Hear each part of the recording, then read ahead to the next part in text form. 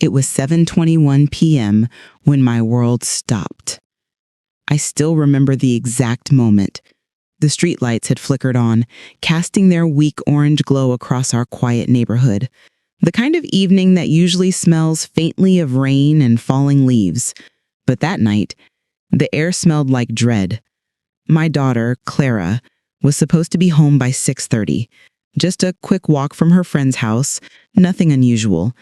She was 13, bright, cheerful, trusting, and completely unaware of the darkness that some people hide behind smiles. But she didn't come home.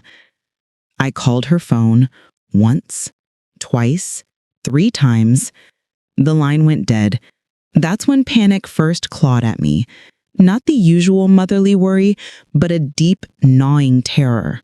My fingers shook against the phone, my heart hammering so loudly I could hear it in my ears. I whispered her name into the silence, as if the sound of my voice could pull her back. "Clara, sweetheart, where are you?" No answer.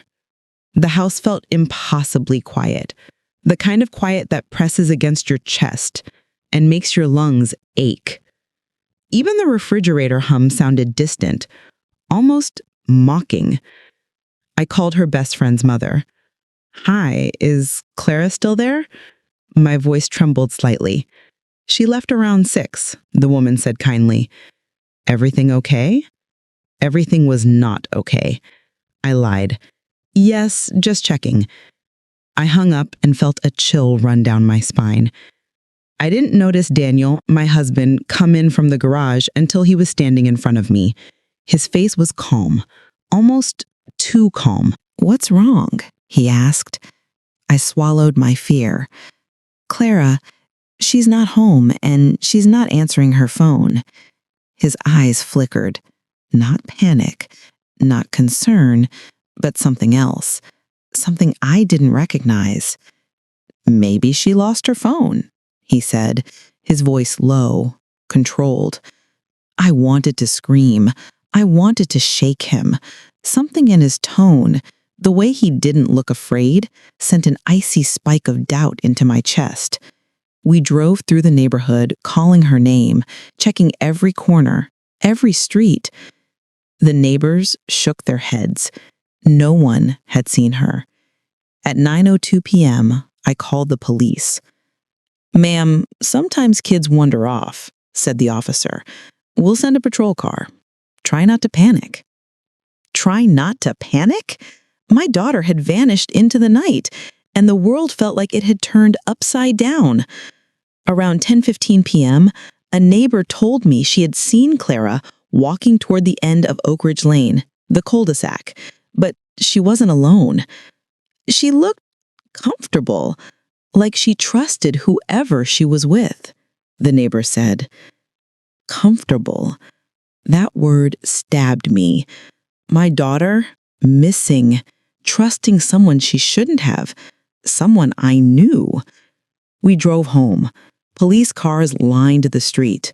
Officers took statements, dogs searched. But all I could see was Daniel, sitting on the couch, hands clasped, head down. Too calm, too controlled. Something clicked in me that night. A thought I had tried to ignore for weeks whispered at the edge of my mind. What if the person behind this is someone in our own family?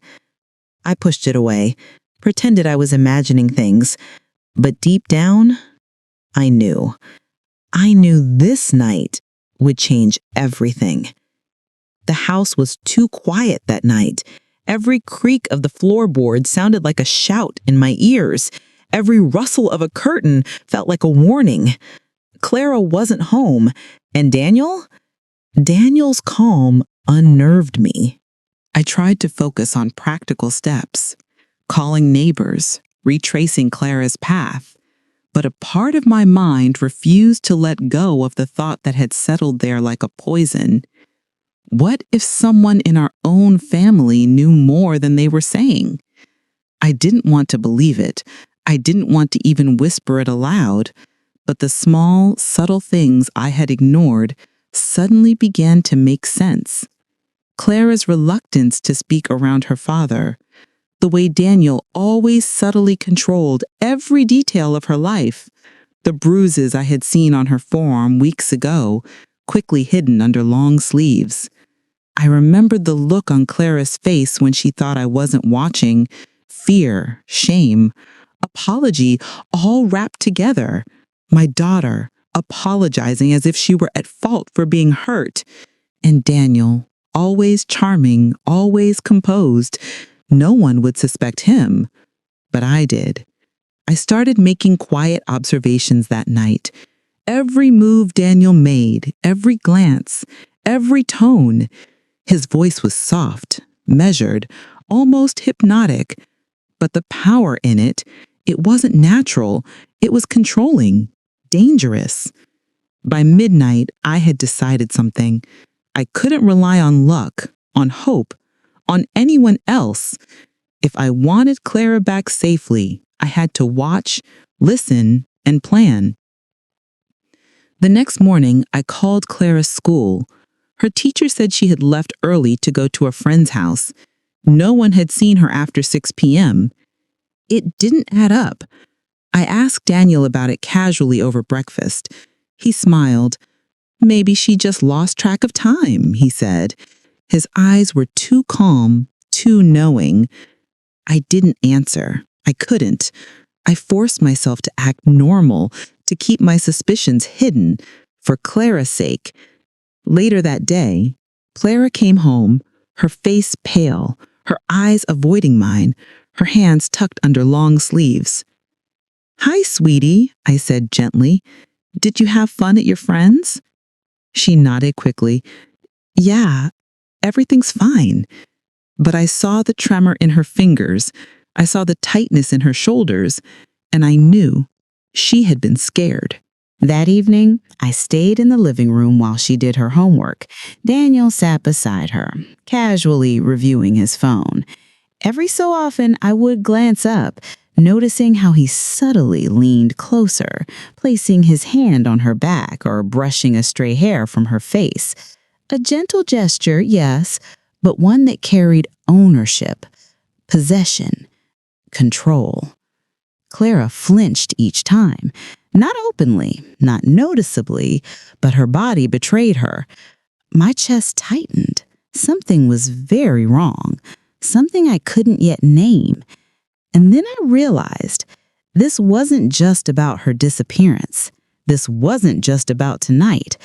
This was about months, maybe years of fear, manipulation, and subtle control. I would not let it continue.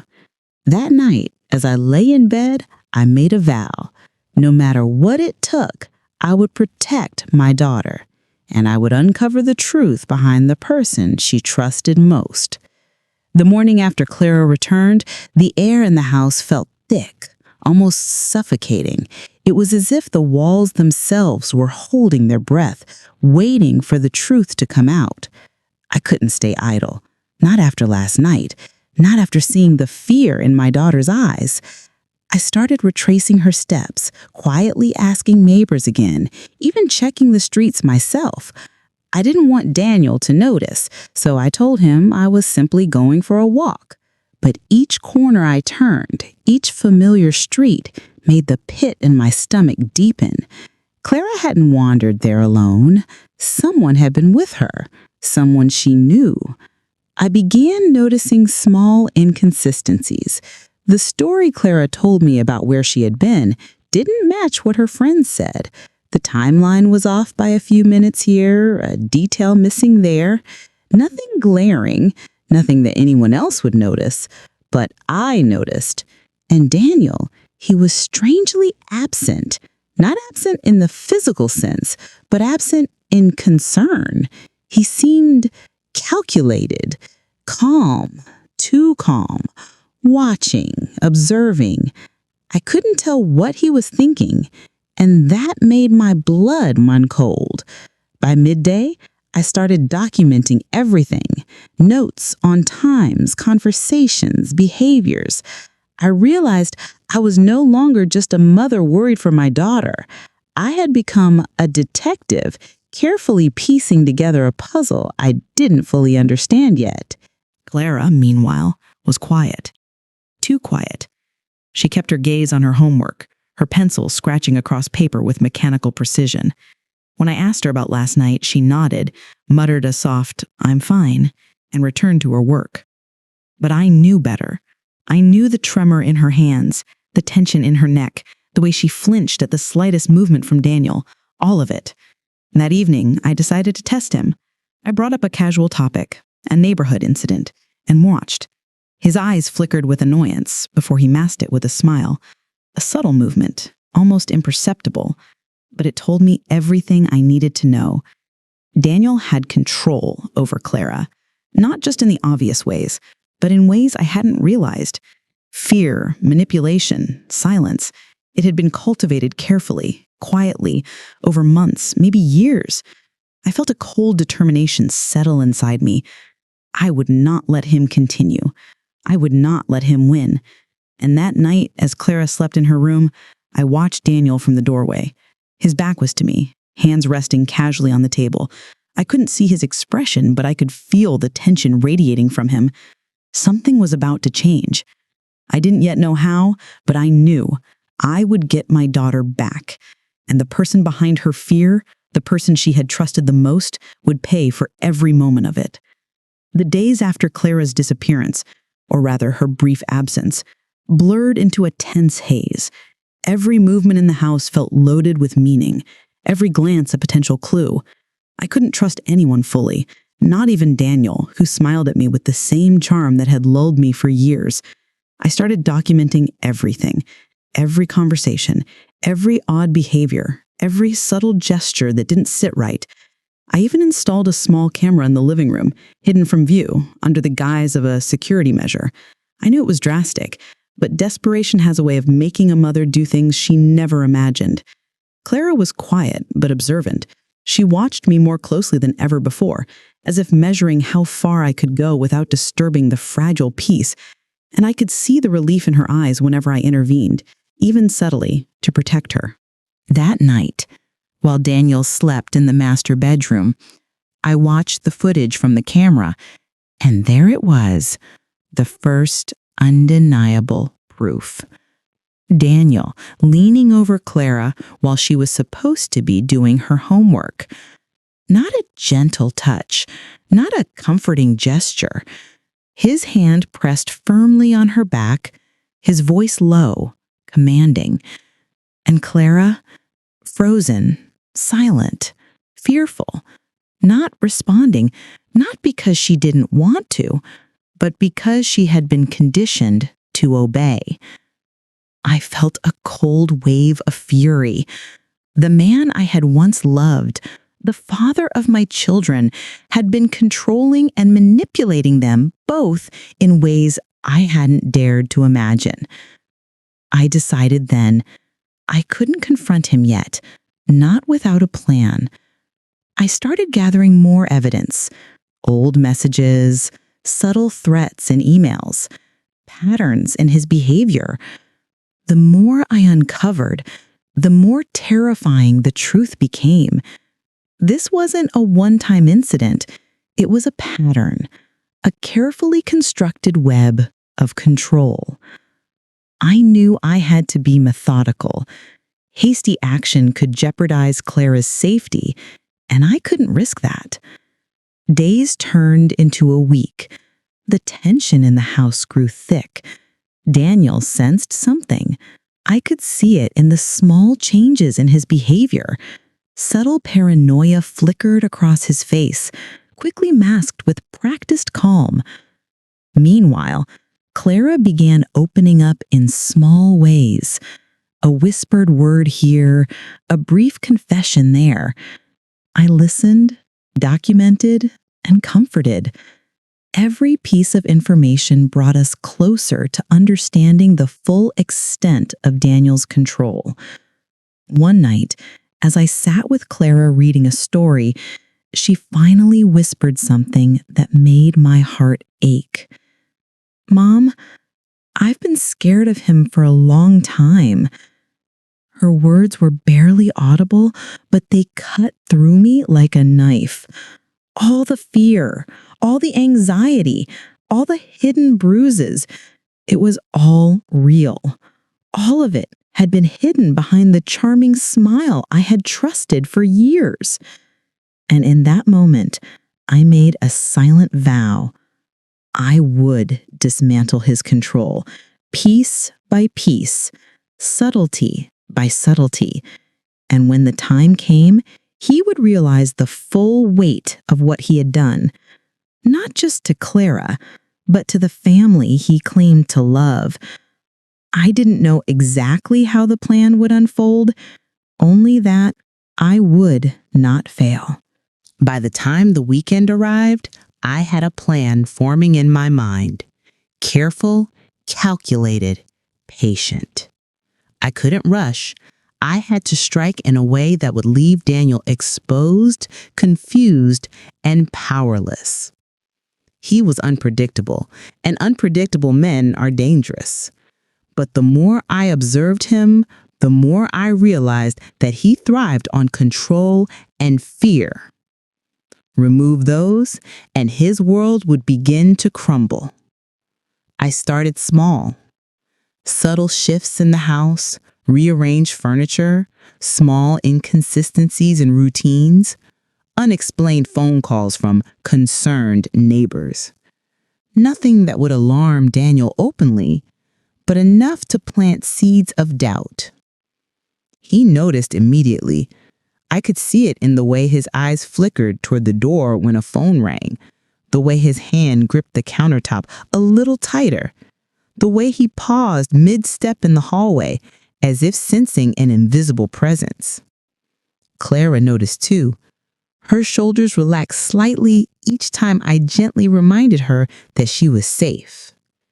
She whispered once, "Mom, is he noticing?" I smiled softly. He is, and that's exactly what we want.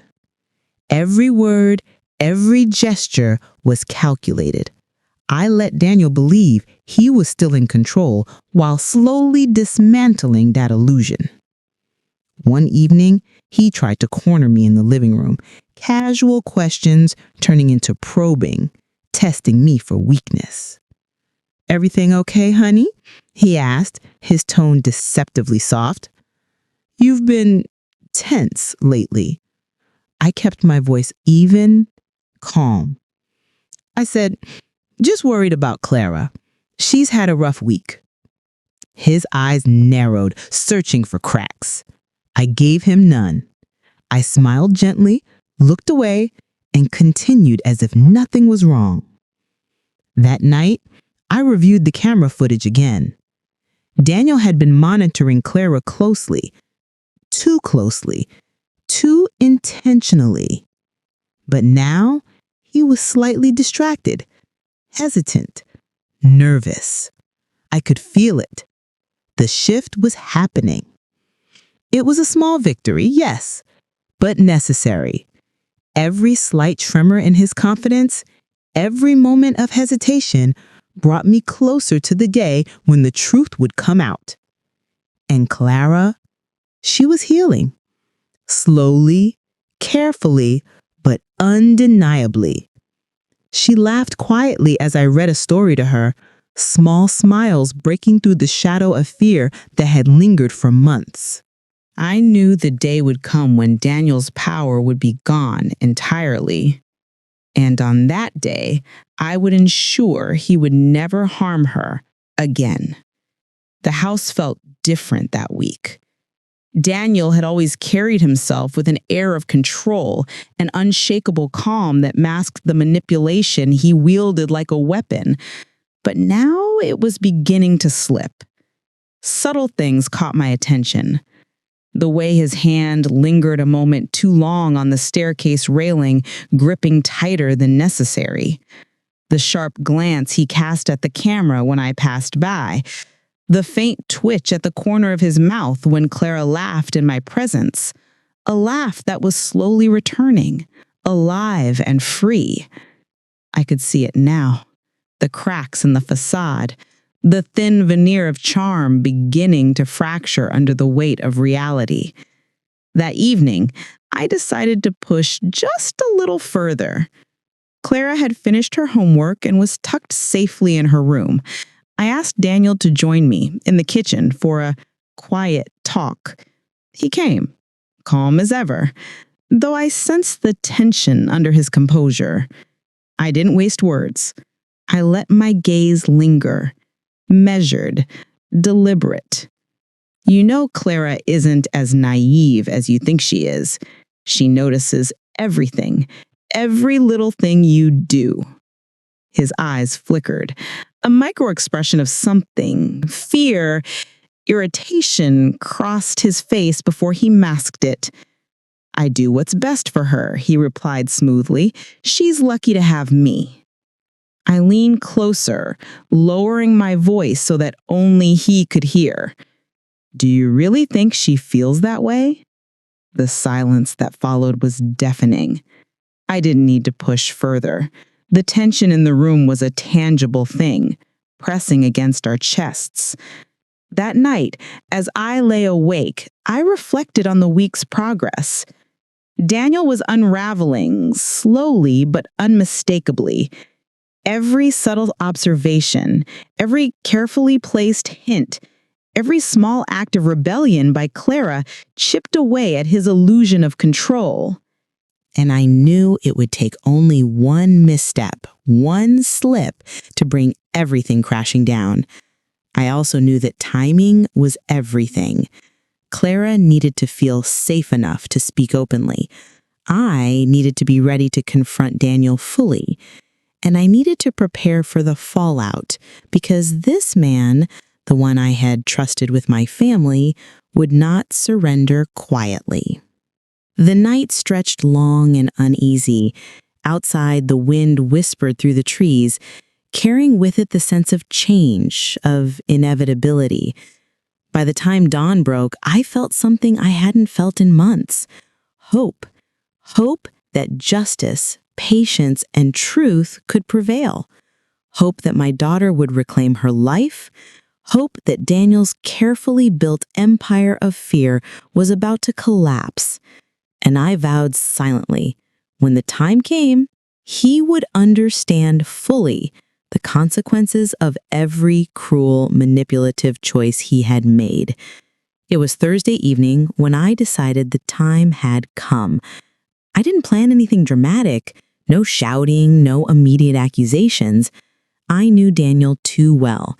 He thrived on fear, on control. Any open confrontation too soon would only push him deeper into manipulation, deeper into hiding the truth. No, this had to be subtle, strategic, surgical. I asked him to join me in the living room under the pretense of discussing Clara's upcoming school event. He obliged, of course, his calm, collected demeanor hiding any suspicion. I waited until Clara had gone to her room to finish her homework, leaving us alone. Daniel, I've been noticing some things lately. Things about Clara, things about the house, things I can't ignore anymore. His eyes sharpened slightly, a subtle twitch of tension I noted immediately. Like what? He asked, carefully neutral, but I could feel the careful measurement in his words. I leaned back, maintaining calm, letting silence fill the space between us. I know you exactly what I mean. The way Clara reacts around you, the way she hesitates, the subtle fear in her eyes. Daniel's hand blushed against his coffee mug, fingers tightening around it, but he remained seated. She's just a child, he said softly, almost mockingly. She reacts to everything. You're reading too much into things. I shook my head. No, Daniel, I see it clearly. I've been observing, documenting, and I can tell she's scared of you. For the first time, I saw the mask slip, just a flicker, a shadow across his face. Fear, anger, control faltering. He leaned forward, voice low, calculated. And what do you intend to do about it?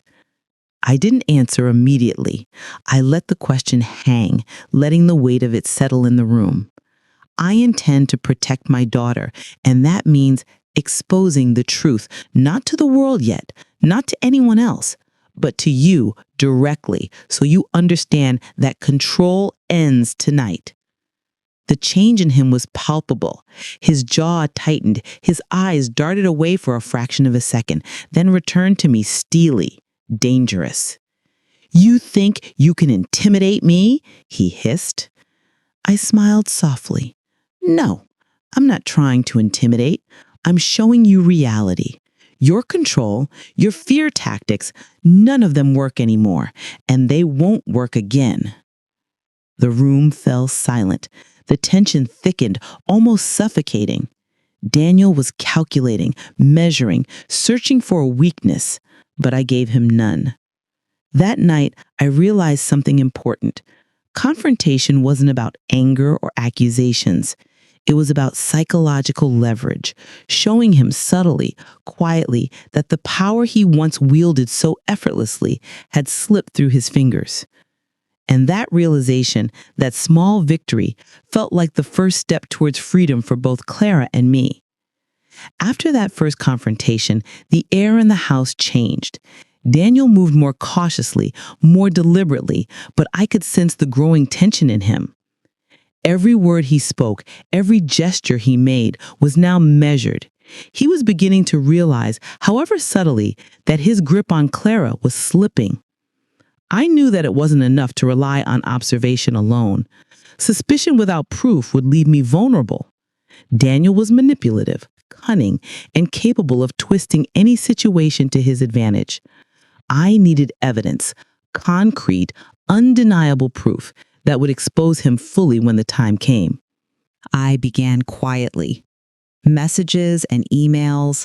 I accessed old messages between him and Clara's teachers, friends, and family members.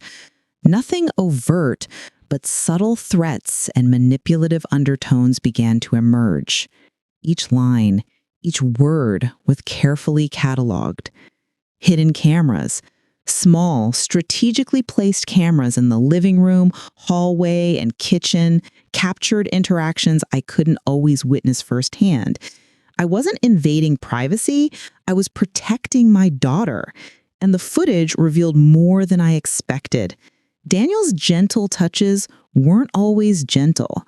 His words were commanding, laced with fear and control. Witnesses. I discreetly spoke with neighbors, family friends, and even Clara's friends. Some had noticed small things, her reluctance to speak openly, her sudden silences when Daniel was nearby. Others hadn't realized what they saw until I gently asked the right questions. Piece by piece, the puzzle began to take shape. I created a timeline of interactions, noting every incident, every subtle threat, every moment of fear in Clara's demeanor. By the end of the week, I had a file that left no doubt. Daniel's control wasn't accidental. It was deliberate, calculated. I didn't confront him again immediately. Patience was key. Every interaction, every gesture he made now added to the growing mountain of proof. Clara began to open up too. She told me small details, things she hadn't shared with anyone. How he had isolated her from friends, controlled her small decisions, and manipulated her fear. Her voice trembled at first, but with each word, she grew stronger. And I realized something profound. Truth is a weapon far more powerful than anger or violence. That night, I reviewed all the evidence once more. Every message, every recording, every witness statement. It was enough. Not only to protect Clara, but to ensure Daniel would never be able to control her or anyone else again. I also understood that the final confrontation had to be perfect. It couldn't be rushed. It couldn't be sloppy. One misstep, one wrong word, and he could turn the situation around. So I waited. And in that waiting, the tension in the house became almost unbearable. every glance he cast at Clara, every soft-spoken command, reminded me why I had started this journey. The next steps would be delicate, dangerous, but necessary. By the second week of my meticulous observation and evidence gathering, I began to notice subtle changes in Daniel. He was no longer entirely calm. That confident, almost hypnotic control he wielded over Clara and the household was starting to falter. I could see it in the smallest things: his hesitation before entering a room, the fraction of a second pause when Clara looked at him without fear, the tightness in his jaw when I casually mentioned small details he thought I hadn't noticed. I knew it was time to begin psychological warfare. Not loud, not obvious. This wasn't about shouting or confrontation. It was about letting him feel the power slipping away, moment by moment. I started small. Subtle inconsistencies. I would move small objects, slightly rearrange furniture, or place Clara's homework in unexpected locations. Nothing dramatic, but enough to create a sense that the house wasn't entirely under his control. Hints of surveillance. Without directly revealing the cameras, I would occasionally remark, "I noticed something unusual earlier. I made a note." I didn't explain further. His curiosity, and now a flicker of fear, was beginning to show. Clara's growing confidence. Each time Clara spoke to me about her small victories or moments she resisted his control, I made sure Daniel was aware. Not through confrontation, but subtle remarks. "She did so well at school today," she told me herself. The tension in his eyes was unmistakable.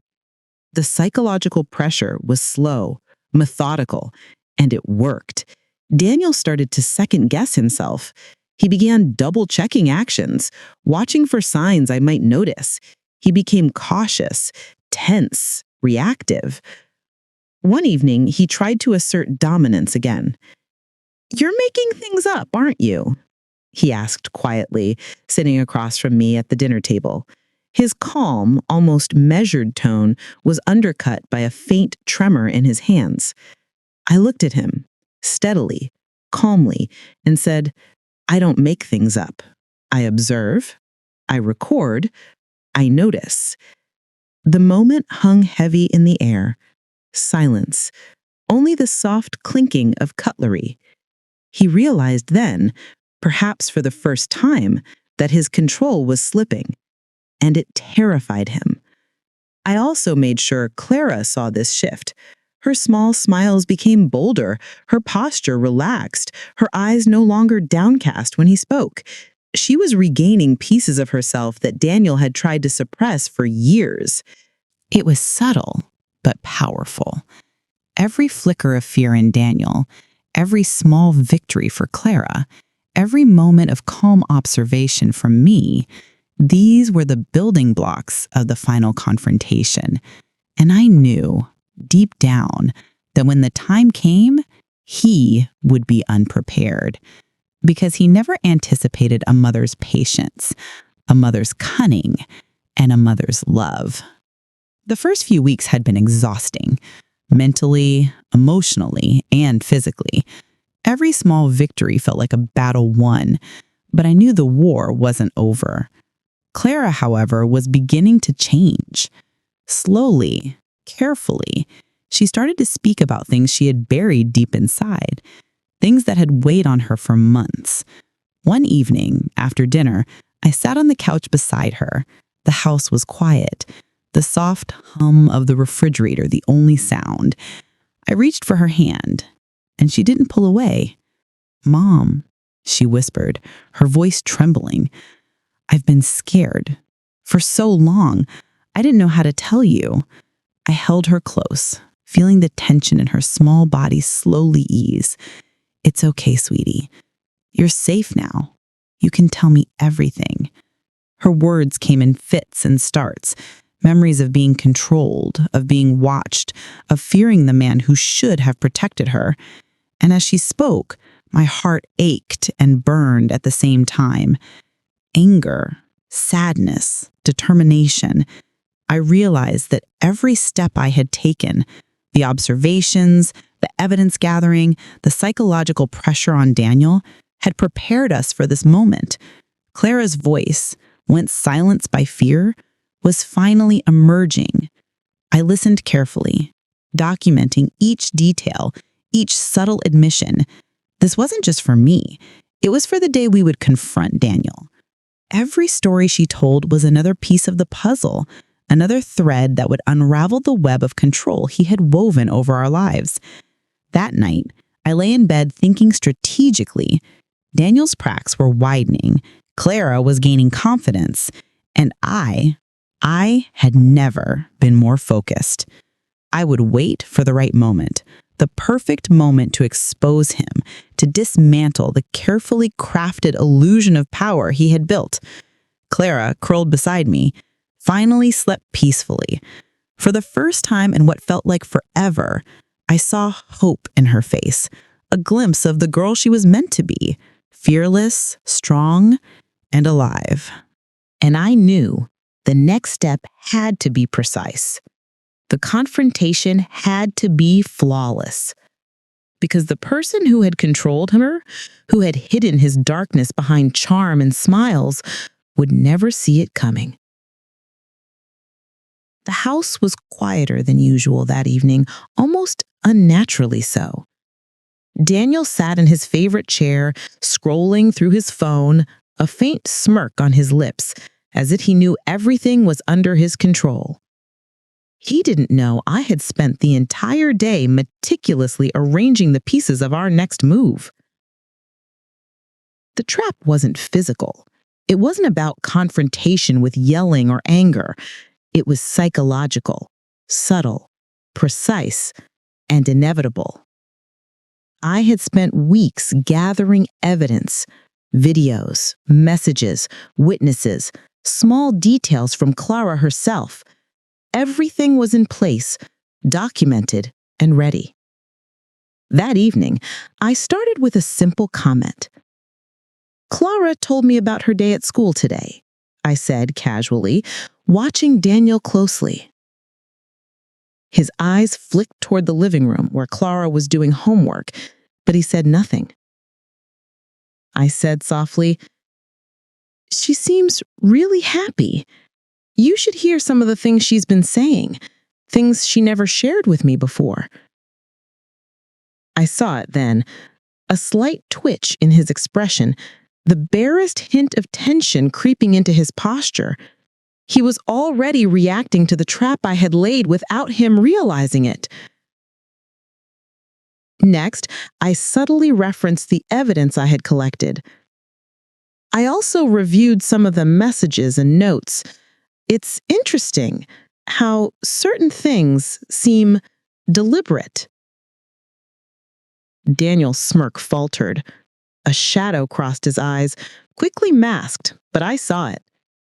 He was beginning to doubt himself. I knew I had to keep the momentum going. My tone remained calm, almost gentle, but every word, every glance, every pause was carefully orchestrated. Clara, sensing my strategy, stayed in the room quietly, watching him with cautious hope. I could see the spark of courage returning in her eyes, the courage I had been nurturing all along. I ended the evening with a final touch. "I think it's time we talked about everything, calmly, openly. You, me, and Clara," I said. My voice was steady, unwavering. Daniel's eyes narrowed. He didn't like the sound of that. Control was slipping. Fear, a rare and subtle emotion for him, was beginning to surface. And I smiled quietly to myself. The trap was set, and the next move would be the one he could never anticipate. By now, Daniel's calm facade was crumbling. Every glance he cast around the house carried tension. Every movement felt calculated, as if he expected something, anything, to go wrong. I had planted subtle reminders everywhere. Small objects slightly out of place, gentle mentions of things he thought were hidden, quiet hints that I was watching, always watching. He had begun second-guessing himself. One evening, while Clara and I were in the living room, I casually mentioned, I was reviewing the cameras again. Some things are hard to miss when you look closely. His head snapped up. For the first time in years, I saw genuine fear in his eyes. A flicker that he quickly tried to hide behind practiced calm, but it was there. Clara noticed too. She whispered, Mom, he's scared. I nodded slightly, letting the comment hang. She understood that fear was a weapon now, one that didn't need to be wielded aggressively. The psychological tension in the house became palpable. Daniel's attempts to assert control were increasingly clumsy. He questioned himself in hushed tones, muttered under his breath when he thought no one was listening, and flinched at even minor surprises. I observed everything, documenting each reaction, each crack in his behavior. It was becoming clear the person who had instilled fear and obedience for so long was finally experiencing it himself. That night, I sat with Clara, whispering gently, reinforcing her courage. You're safe now, sweetheart, and soon he won't be able to hurt you anymore. She smiled faintly, a mix of relief and anticipation. I knew the time for careful observation was nearly over. The next steps, when Daniel would confront the reality of his actions, had to be precise, controlled, and powerful. Because fear was now on our side. And justice was coming. The house felt heavy that night, like the air itself was charged with anticipation. Daniel moved with care, his eyes flicking nervously toward corners over his shoulder, measuring everything. He knew, though he couldn't say it, that the balance of power had shifted. I called Clara into the living room, asking her to sit with me. She came slowly, but with her head held higher than usual. The girl who had been silent and fearful was beginning to reclaim her strength. Daniel hesitated, clearly unsure of what was happening. Daniel, I began softly, deliberately, we need to talk about Clara, about the control, about everything you've done. His face tightened, jaw rigid. For the first time in years, he realized that this conversation wasn't just casual. It was a reckoning. I don't know what you mean, he said carefully, trying to mask the flicker of fear in his eyes. I held up my folder of evidence, the messages, the camera footage, the timeline of manipulation. This is what I mean.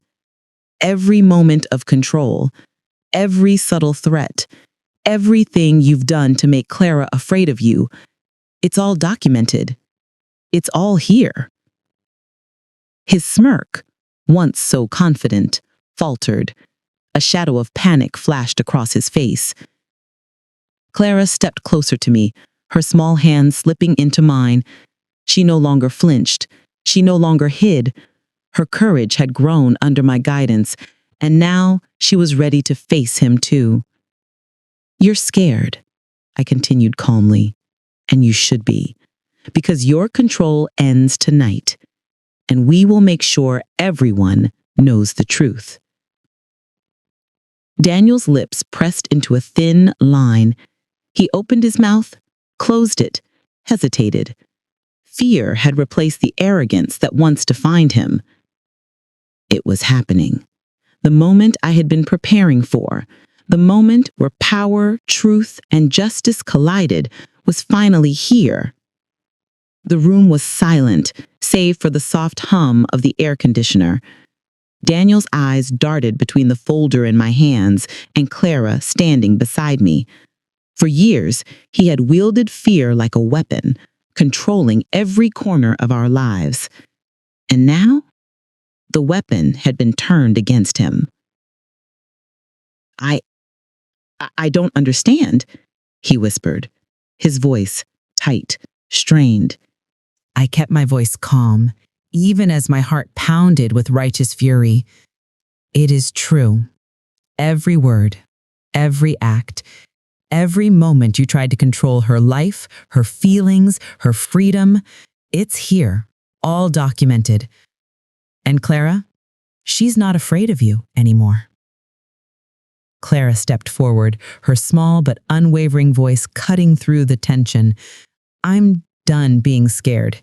You don't control me anymore. You can't. The words hit Daniel like a physical blow. His hands trembled slightly. He tried to mask it with anger, opening his mouth to argue, but no words came. The facade had cracked completely. I continued, holding the folder steady. This ends tonight. Not just for Clara, but for the family you've tried to control.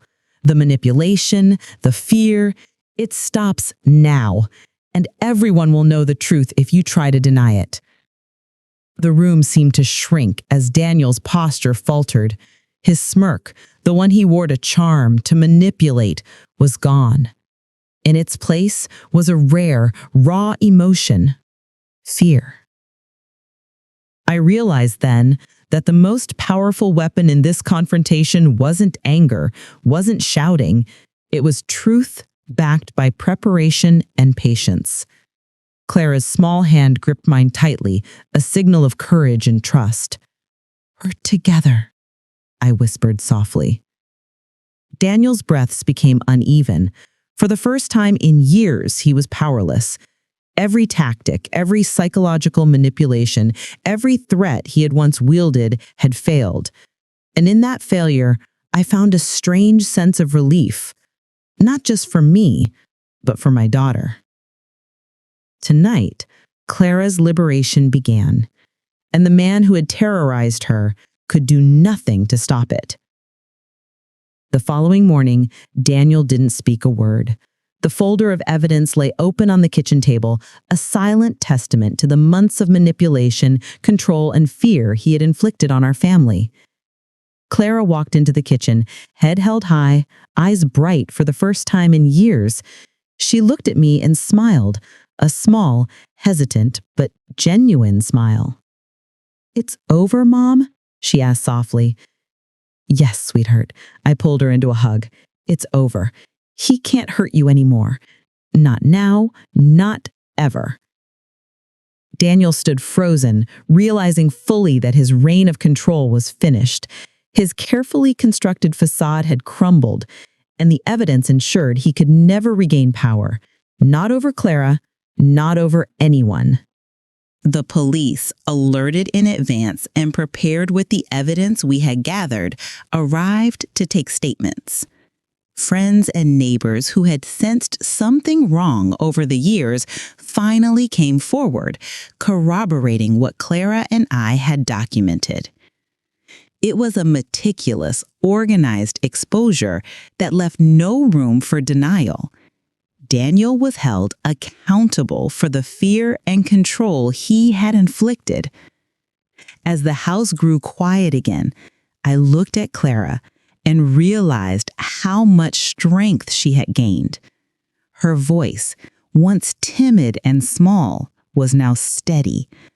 Her spirit, once weighed down by fear, was now free. And I felt a sense of fulfillment I had never imagined possible.